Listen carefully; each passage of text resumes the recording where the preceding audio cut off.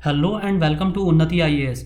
शैक्षिक प्रशासन और प्रबंधन में हम आज बात करने वाले हैं कार्मिक प्रशासन की। हमने पिछले लेक्चर में कवर किया था कि कार्मिक प्रशासन किसे कहते हैं, लोक सेवा किसे कहते हैं, लोक सेवा कितने प्रकार की होती है, भारत में किस प्रकार की लोक सेवा प्रचलित है, भारत में किस प्रकार की लोक सेवाएं प्रचलित हैं, ग्रुप ए की सर्विसेज, ग्रुप बी की सर्विसेज। तो ये सारे टॉपिक्स की हमने डिटेल में चर्चा की थी। आज से हम अपने इसके सब पार्ट्स कार्मिक प्रशासन के भर्ती, रिक्रूटमेंट, प्रशिक्षण, ट्रेनिंग, पदोन्नति, प्रमोशन, वेतन और सेवा शर्तें, पे स्केल एंड सर्विस कंडीशंस, संघ और प्रबंधन संबंध, union management relationship, topic by topic जिस तरह ऑफिशियल सिलेबस में, ऑफिशियल नोटिफिकेशन में सिलेबस दे रखा है, मैं उसी तरह टॉपिक बाय टॉपिक सारा सिलेबस कवर करता चल रहा हूँ। तो इससे पहले के पिछले लेक्चर में मैंने कार्मिक प्रशासन को कवर किया है, साथ ही भारत में उच्च शिक्षा प्रणाली, इसके नियामक निकाय कवर किया है, जिसके 13 लेक्चर्स हमारे चैनल पर मौजूद हैं। जिसने नहीं देखा हो जाकर देख सकते हैं। लोक प्रशासन की बुनियादी अवधारणाएं और सिद्धांत, पब्लिक एडमिनिस्ट्रेशन के, ये हमने 7 लेक्चर्स में पूरा कंप्लीट कर लिया है।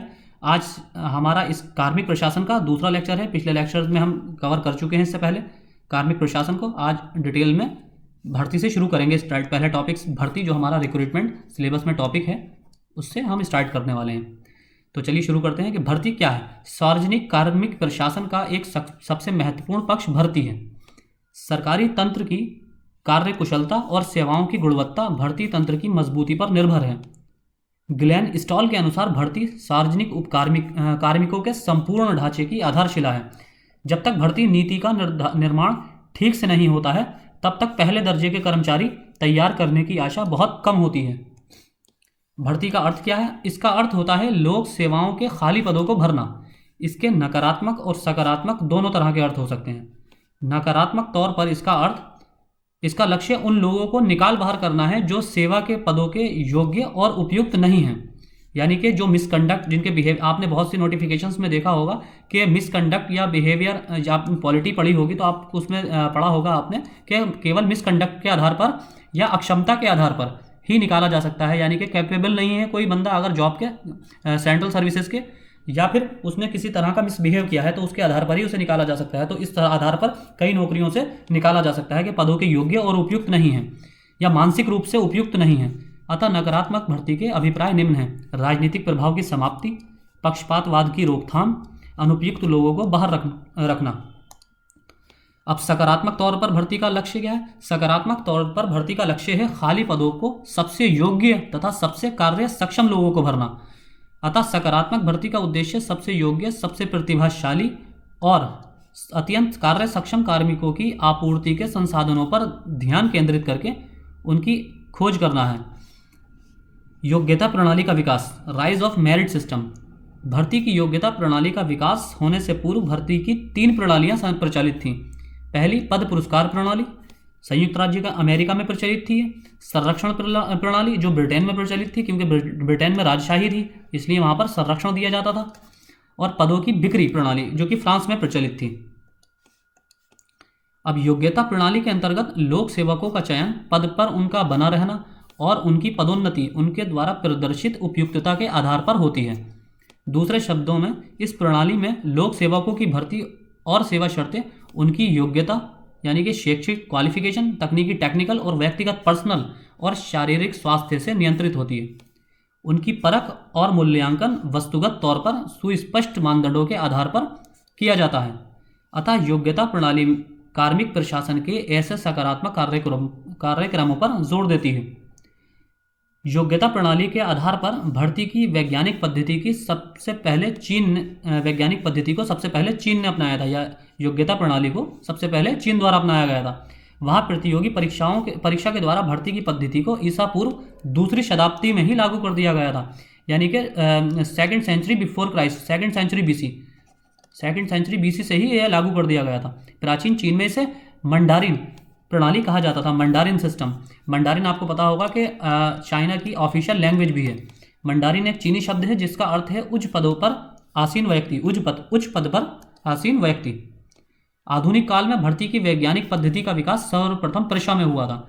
जो सिविल सर्विसेज के एस्पायरेंट्स होंगे, कैंडिडेट्स होंगे, उनको पता होगा कि प्रशा पहले ऑस्ट्रिया को कहा जाता था। वहाँ खुली प्रतियोगिता परीक्षा के आधार भर्ती की पद्धति 18वीं सदी में स्थापित हो गई थी। परीक्षा के बाद भर्ती के आधार के रूप में योग्यता पद्धति के सिद्धांत को 1853 में भारत ने अपनाया। ब्रिटेन ने इस पद्धति को 1857 में नॉर्थ कोट ट्रेवलियन रिपोर्ट 1854 की सिफारिश पर लागू किया था। ये पूछा जा सकता है नॉर्थ कोट ट्रेवलियन रिपोर्ट किससे संबंधित है, तो आपको बताना है ये कि किस चीज़ से संबंधित है।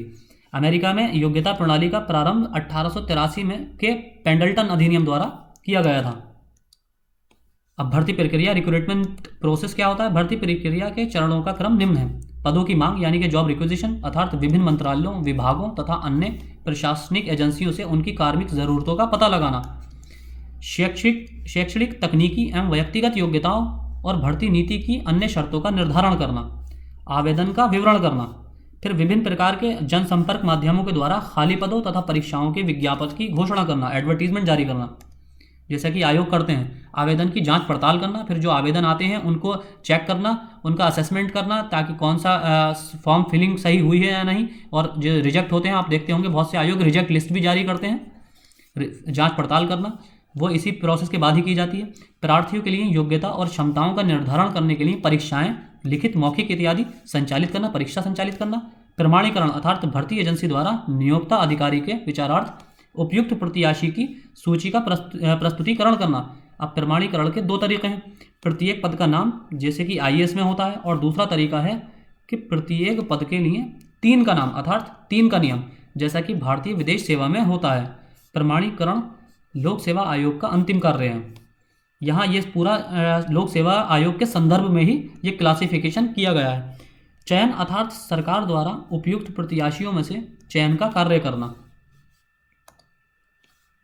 अगला है हमारा नियुक्ति अर्थात सरकार द्वारा संबंधित प्रत्याशी को सरकार द्वारा नियुक्ति का औपचारिक पत्र जारी करना।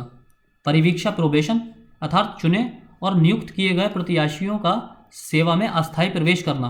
परिवीक्षा काल में यदि प्रत्याशी का कार्य संतोषप्रद होता है तो उसकी सेवा का स्थायीकरण हो जाता है। स्थापन प्लेसमेंट अर्थात भर्ती हुए प्रत्याशी की सही काम पर नियुक्ति करना। अगला है अभिमुखन ओरिएंटेशन अर्थात प्रत्याशी को संगठन, काम के वातावरण, एनवायरनमेंट, कार्य पद्धतियों के बारे में परिचित कराने के लिए प्रशिक्षण कार्यक्रम, ओरिएंटेशन प्रोग्राम जो चलाए जाते हैं के द्वारा सेवा में प्रवेश करना। आगे भर्ती की पद्धतियां, रिक्रूटमेंट मेथड्स क्या हैं? भर्ती 2 पद्धतियों से की जाती है, एक प्रत्यक्ष भर्ती और अप्रत्यक्ष भर्ती। डायरेक्ट रिक्रूटमेंट जो आपने देखा होगा एडवर्टीजमेंट में दिया होता है, और अप्रत्यक्ष इनडायरेक्ट रिक्रूटमेंट। प्रत्यक्ष या सीधी भर्ती का अर्थ है लोक सेवा में खाली पदों को उन उपयुक्त और योग्य प्रत्याशियों से भरना जो खुले बाजार में उपलब्ध हैं। ये भर्ती एजेंसी जैसे भारत में संघ लोक सेवा आयोग या ब्रिटेन में लोक सेवा आयोग या संयुक्त राज्य अमेरिका में कार्मिक प्रबंधन कार्यालय द्वारा खुली प्रतियोगिता परीक्षाओं के द्वारा की जाती है। दूसरी ओर अप्रत्यक्ष भर्तियों को क्रमशः बाहर से भर्ती और भीतर से भर्ती भी कहा जाता है।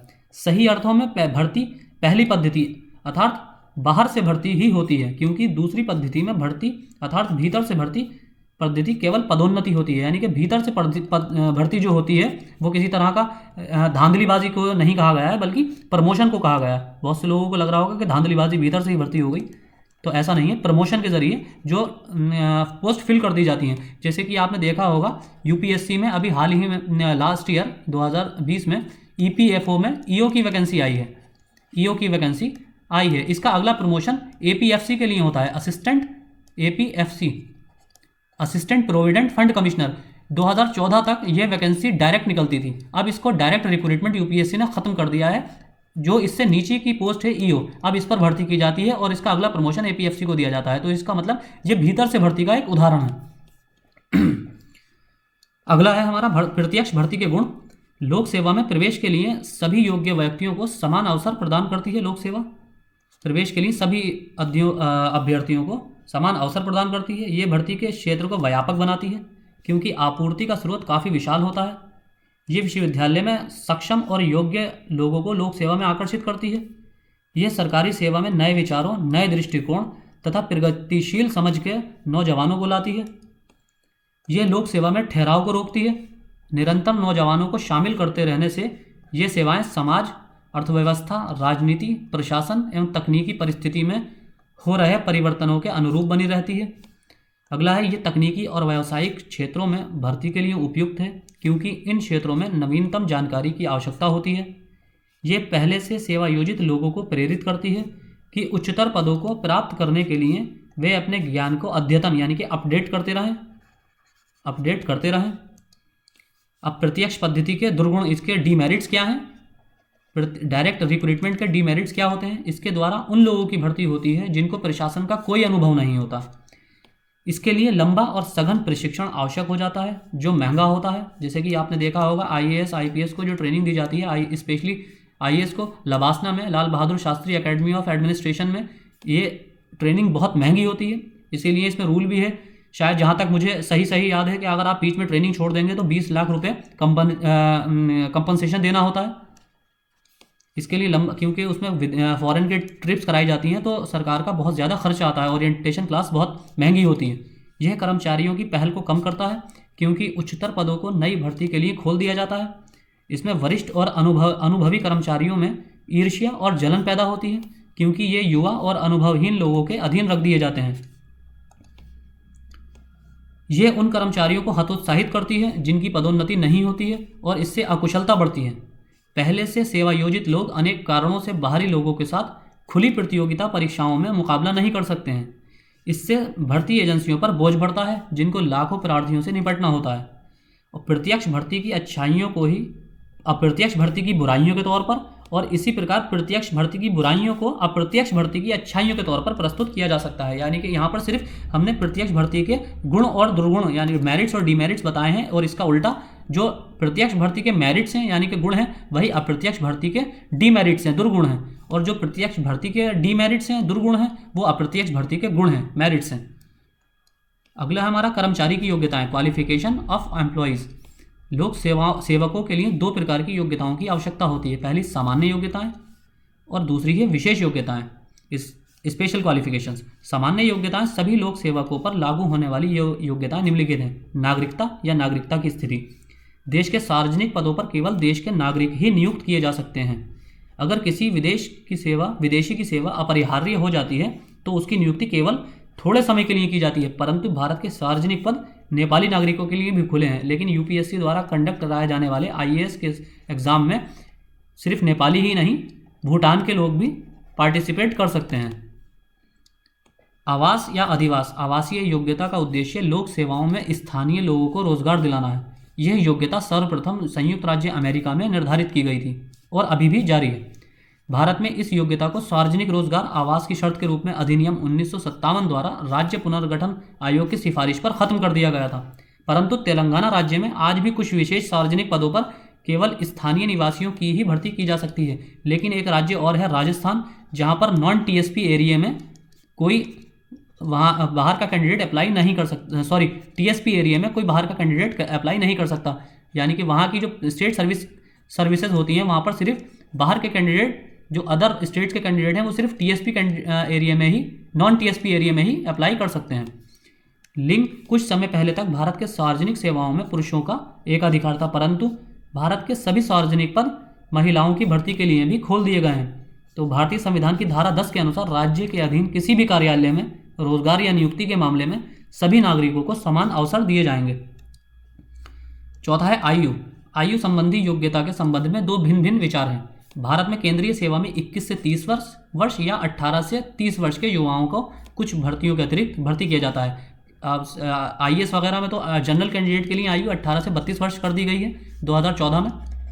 इसके अलावा 18 से 30 वर्ष ही नॉर्मली आयु रहती है, जबकि संयुक्त राज्य अमेरिका में आयु सीमा 18 से 45 वर्ष तक है। अब दूसरी देख लेते हैं विशेष योग्यताएं। जो योग्यताएं सभी लोक सेवकों पर लागू नहीं होती हैं वो इस प्रकार हैं। पहली है शैक्षणिक योग्यता। शैक्षणिक योग्यता के संबंध में भिन्न भिन्न मानक हैं। भारत और ब्रिटेन में निश्चित शैक्षणिक योग्यताएं तय की गई हैं। इसके विपरीत संयुक्त राज्य अमेरिका में कोई शैक्षणिक योग्यता तय नहीं है। यहाँ प्रतियोगी परीक्षा में सफल होकर कोई भी व्यक्ति लोक सेवा में प्रवेश कर सकता है। अगला अनुभव। अमेरिका में अनुभव महत्वपूर्ण और अपेक्षित है, लेकिन भारत और ब्रिटेन में ये केवल वांछनीय है, डिजायरेबल है। डिजायरेबल योग्यता है, विशेष रूप से तकनीकी सेवा के मामले में। तकनीकी ज्ञान। यह योग्यता सभी देशों में इंजीनियरों, वैज्ञानिकों, सांख्यिकीविदों, स्टैटिस्टिशियंस, अर्थशास्त्रियों, इकोनॉमिक्स, विधि विशेषज्ञों तथा लेखाकारों जैसे तकनीकी पदों को भरने के लिए आवश्यक है। अब वैयक्तिक योग्यताएं, इसमें ईमानदारी, कार्यकारी क्षमता यानी कि एथिक्स आपके जो है वो इसमें इंक्लूड है। पर्सनल क्वालिफिकेशन में ऊर्जा, वफादारी, व्यवहार कुशलता, चतुरता, गोपनीयता जैसी योग्यताएं आती हैं। कर्मचारियों की योग्यताओं का निर्धारण, डिटरमाइनिंग क्वालिफिकेशंस ऑफ एम्प्लॉयज़। कर्मचारियों की योग्यताओं को निर्धारित या उनकी परख के लिए निम्नलिखित उपायों का प्रयोग किया जाता है। पहला है नियुक्ति प्राधिकार का निजी मूल्यांकन। कर्मचारियों की योग्यताओं के निर्धारण का ये सबसे पुराना तरीका है। इसमें प्रत्याशियों की योग्यताओं को जानने का काम खुद नियुक्ति प्राधिकारी द्वारा किया जाता है। इसे लगाओ और निकालो पद्धति भी कहा जाता है, परंतु ये पद्धति अत्यंत स्वेच्छाचारी और प्रकृति में आत्मनिष्ठ है। दूसरी है योग्यताओं का मूल्यांकन, अनुभव और इतिहास। इस पद्धति का उपयोग वैज्ञानिक, विशेषज्ञ और तकनीकी पदों को भरने के लिए किया जाता है। इसमें विशेषज्ञों को एक बोर्ड के द्वारा प्रत्याशियों की योग्यताओं, अनुभव और पिछली सेवा के रिकॉर्ड का मूल्यांकन किया जाता है। बोर्ड प्रत्याशियों का चुनाव उनसे व्यक्तिगत रूप से मिलने तथा उनका साक्षात्कार करने के बाद करता है। लिखित परीक्षा, प्रत्याशियों की योग्यता का निर्धारण या उनकी योग्यता तथा उपयुक्तता को परखने का ये सबसे प्रचलित उपाय है। लिखित परीक्षा संक्षिप्त उत्तरों के रूप में अर्थात वस्तुनिष्ठ प्रकार से ऑब्जेक्टिव फॉर्म में, मल्टीपल चॉइस क्वेश्चंस जो आते हैं, या निबंध रूप में अर्थात मुक्त उत्तर प्रकार से ली जाती है। लिखित परीक्षा के विभिन्न रूप निम्न हैं। बौद्धिक क्षमता परीक्षा, इसका प्रयोग प्रत्याशी की सामान्य बौद्धिक क्षमता और बौद्धिक संस्कृति के परीक्षण के लिए किया जाता है, जिसे हम जनरल इंटेलिजेंस कहते हैं, जो अक्सर एग्जाम में पूछी जाती है। मस्तिष्क की विशेषताओं के परीक्षण के लिए संयुक्त राज्य अमेरिका में कुछ युक्तियां विकसित की गई हैं।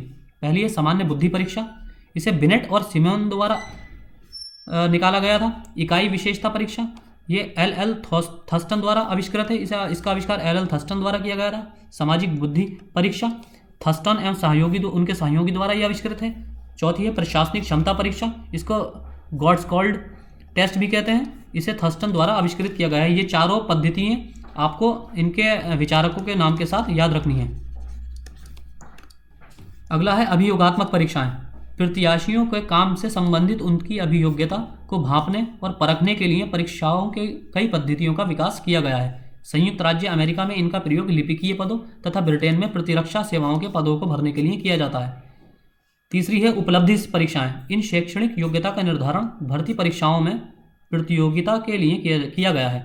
उदाहरण के लिए भारत की लोक सेवाओं परीक्षाओं में प्रयोग के लिए उपलब्धि परीक्षा स्नातक उपाधि है।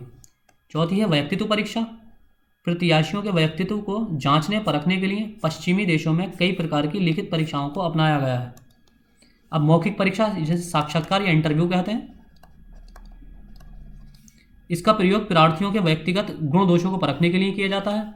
इसका लक्ष्य लोक सेवा में करियर के लिए प्रार्थी की व्यक्तिगत उपयुक्तता को परखना है। साक्षात्कार के उपाय का प्रयोग सर्वप्रथम इंग्लैंड में किया गया था, यानी इंटरव्यू सबसे पहले इंग्लैंड से स्टार्ट हुए हैं, बाद में ये दूसरे देशों में अपनाया गया।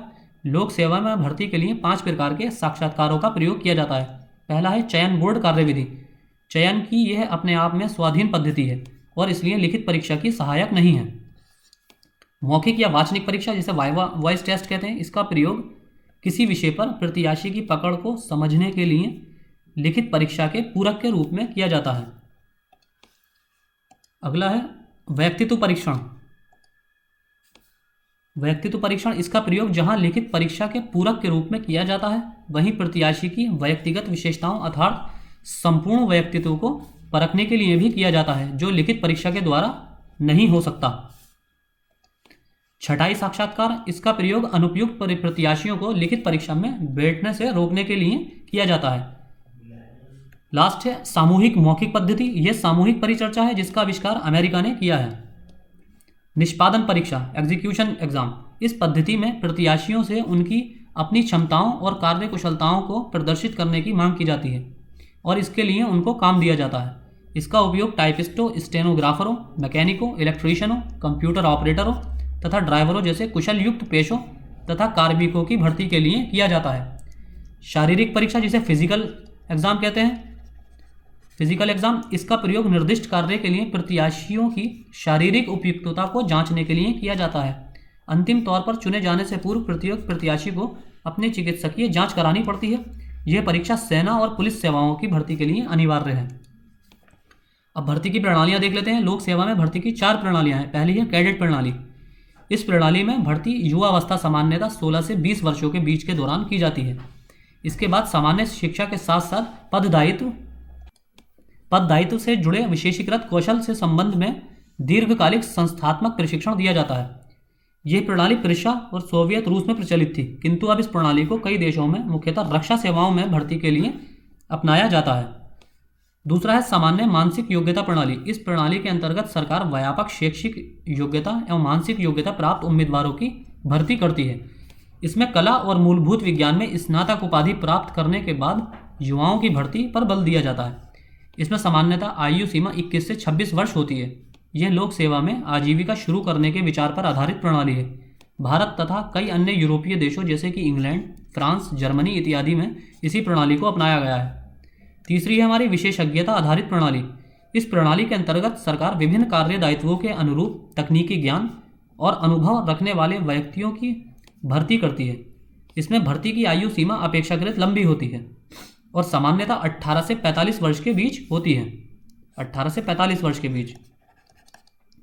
यह प्रणाली लोक सेवाओं में रोजगार के विचार पर आधारित नहीं है। यह सरकारी और गैर सरकारी सेवाओं के बीच गतिशीलता को दर्शाती है। यह प्रणाली संयुक्त राज्य अमेरिका और कनाडा में प्रचलित है। अब लास्ट हमारे ये लोक प्रणाली का लास्ट प्रकार है पार्श्विक प्रवेश प्रणाली, जिसे लेटरल एंट्री सिस्टम कहते हैं। इस प्रणाली में वरिष्ठ लोक सेवा पदों पर भर्ती के लिए उस सेवा से पृथक पृष्ठभूमि के लोगों में से एक सुनिश्चित प्रतिशत लोगों की भर्ती की जाती है। यह प्रतिस्पर्धी चयन के द्वारा किया जाता है। जैसे कि IAS IPS से प्रमोट होकर, जैसे सचिवालय में लोग जो सेंट्रल सेक्रेटेरिएट में जिनका प्रमोशन होता है डायरेक्टरों की पोस्ट पर, तो अगर जैसे 10 पोस्ट खाली हैं, वैकेंट हैं, तो उसमें से कुछ परसेंटेज 10% या 20% पोस्ट को लेटरल एंट्री द्वारा भर लिया जाता है। जैसे कि 1 या 2 पोस्ट लेटरल एंट्री द्वारा भर दी जाती हैं। ये प्रतिस्पर्धी चयन के द्वारा किया जाता है और इसमें मूलतः सेवा के अधिकारियों को प्राप्त प्रोन्नति अवसर प्रभावित नहीं होते हैं। इस प्रकार यह प्रणाली विशेषज्ञता प्रणाली के समान उद्देश्य रखती है। फिर भी इस प्रणाली को उन देशों द्वारा अपनाया जा सकता है जिनमें मानसिक योग्यता प्रणाली प्रचलित है। तो आज के लेक्चर में सिर्फ इतना ही। अगले लेक्चर्स में हम पदोन्नति के आगे प्रशिक्षण अपना टॉपिक देखेंगे, ट्रेनिंग का। इसके बाद हमारा पदोन्नति, प्रमोशन, वेतन और सेवा शर्तें, पे scale and service condition, union management, relationship, संघ और प्रबंधन संबंध, ये हम 3 लेक्चर्स में, मैक्सिमम 3 लेक्चर्स में कंप्लीट कर लेंगे। ओके।